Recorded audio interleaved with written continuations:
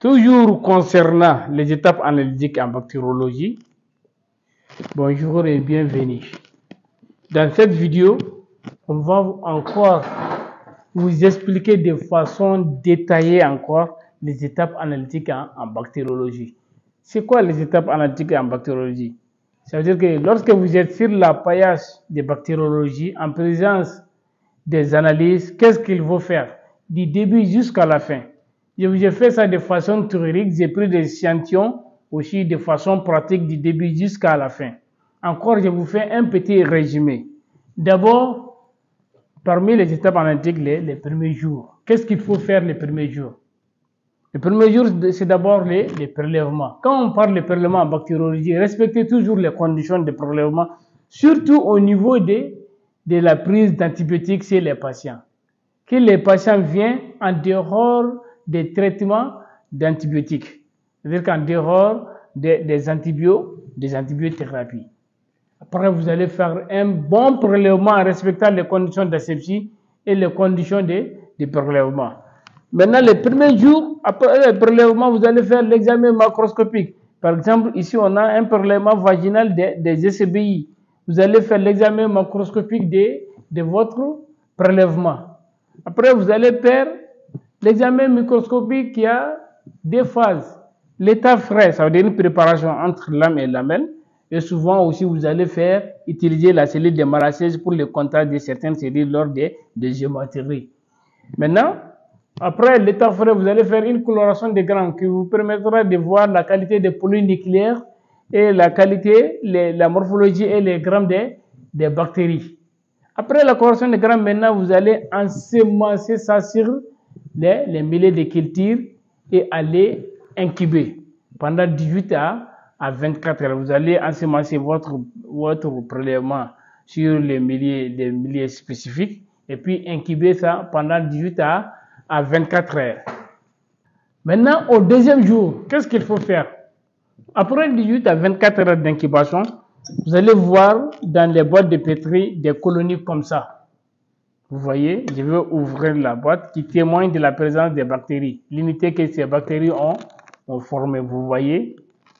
Maintenant, une fois que vous êtes en présence de culture, vous allez faire d'abord la coloration des grammes.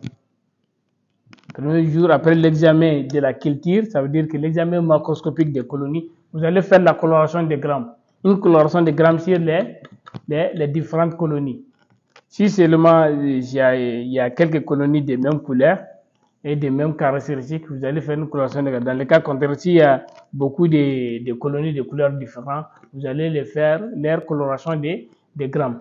Après avoir fait la coloration des grammes, vous allez faire la catalase et l'oxydase. La catalase et l'oxydase, c'est toujours des enzymes biochimiques qui permettent aussi de classer les bactéries. Par exemple, si j'ai fait la catalase et que c'est positif, j'ai fait la coloration des grammes d'abord, j'ai eu des bacilles-grammes négatifs.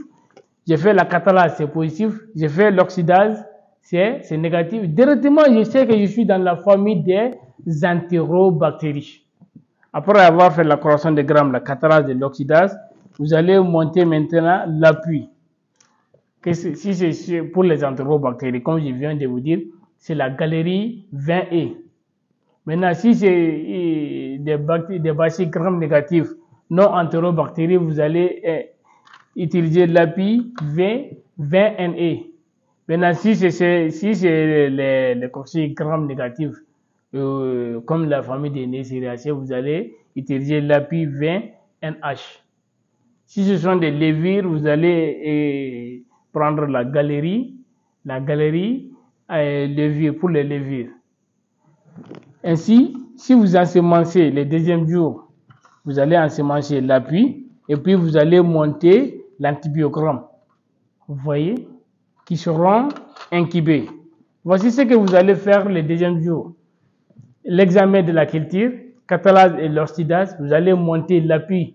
L'appui, ça veut dire c'est un appareil qui permet l'identification biochimique des bactéries, qui vous donnera le nom de la bactérie, et monter l'antibiogramme. Voici les deux travaux qui vont être incubés pendant 18 à 24 heures aussi pour arriver au troisième jour.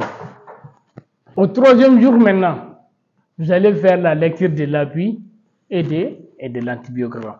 Voici l'appli qui est montée, qui vous permettra de donner les noms de la bactérie. Parce que ce sont des enzymes, des substances biochimiques qui sont déshydratées dans les puits et qui pilent.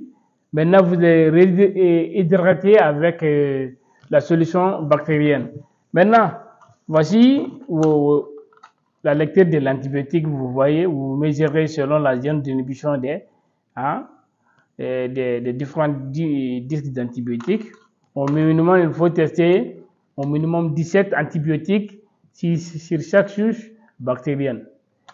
Ça veut dire, on vous résume encore, les étapes analytiques, ça veut dire, c'est un cheminement qui consiste d'abord à suivre certains éléments jusqu'à arriver à la bactérie responsable de l'infection et à l'antibiotique qui est sensible contre la bactérie. C'est un chemin à suivre du début jusqu'à la fin. À la fin, vous aurez le nom de la bactérie qui est responsable de l'infection et vous aurez aussi l'antibiotique efficace contre cette bactérie. Voici un résumé pour vous comment on suit les étapes analytiques en bactériologie. Je vous remercie. Les bons travailleurs a 7 jours dans la semaine, mais le paresseux, lui, il a 7 demain dans la semaine.